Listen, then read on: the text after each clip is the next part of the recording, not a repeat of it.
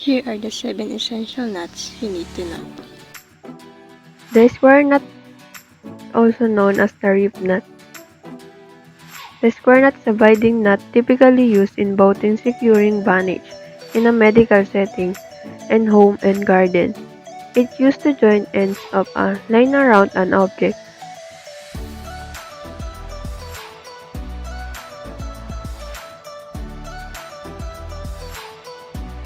These two ends are part of the same rope.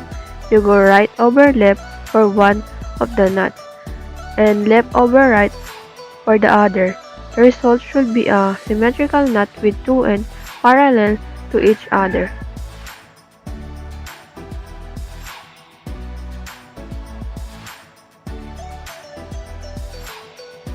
The second nut is a clove hitch. The clove hitch is used a lot in boating, sailing, outdoor, and also around the house. And it's used for securing a line to an object. To start in the middle line, I take my hand and I twist the rope away from me. This forms a loop, doing it the exact same way. The second time forms a second loop.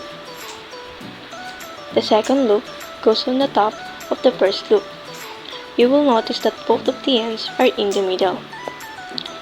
The hitch has been placed over your object.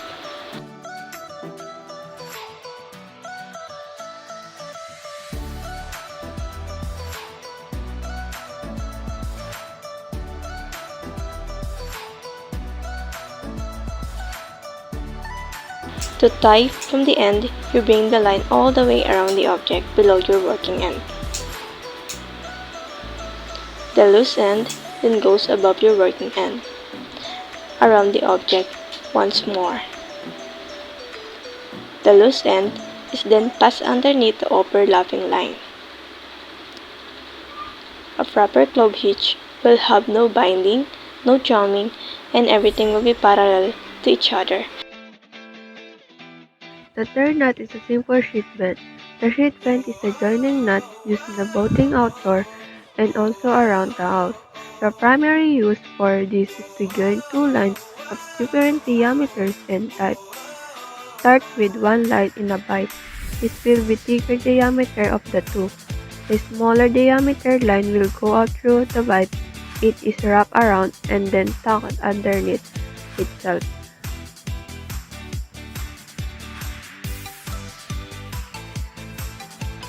For more secure bend, you can turn this into a double sheet bend by simply swinging it through one more time.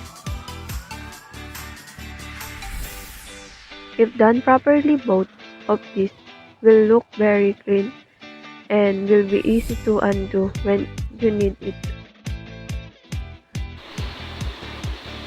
The fourth nut is a bowline. The bowline is a loop into primarily used in boating but also in the outdoors and around the house. The bowline great for performing a fixed loop of the end of the line quickly. First, start by making an overhand loop towards the working end. The loose end is then brought to the bottom through the loop, around the working end, and back to the top of the loop.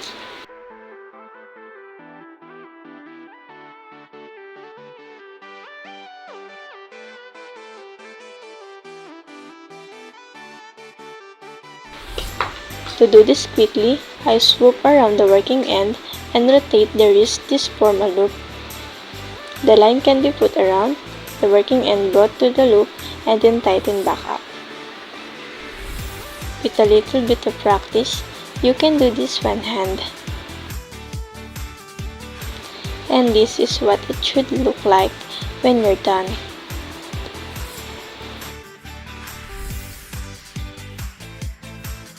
Nut number 5 is the figure 8 loop. This is the one of my favorite because I use it a lot during rock climbing. The figure 8 loop is used a lot in sailing in the outdoor and also during climbing as well, and is a great for forming a fixed loop at the end of the line that unlikely to slip. Starting with the bight, wrap it over your hand, snake it around your hand through the back, and then fish the bight through the eyelid.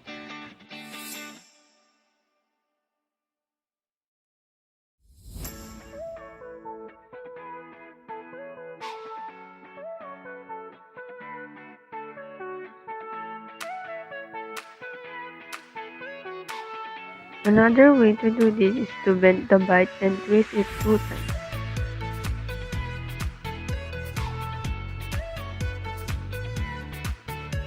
Bring it through the back and you form the figure 8.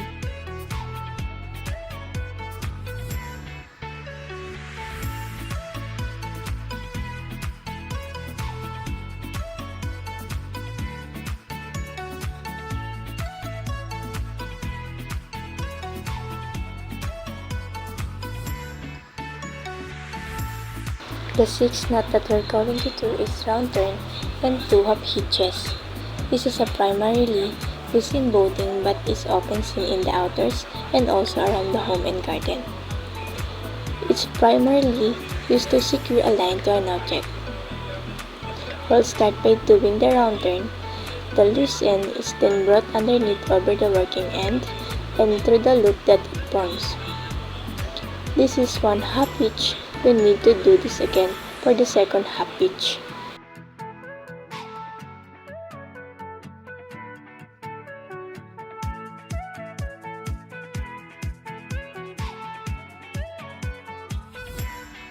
For the number 7, the taut line hitch.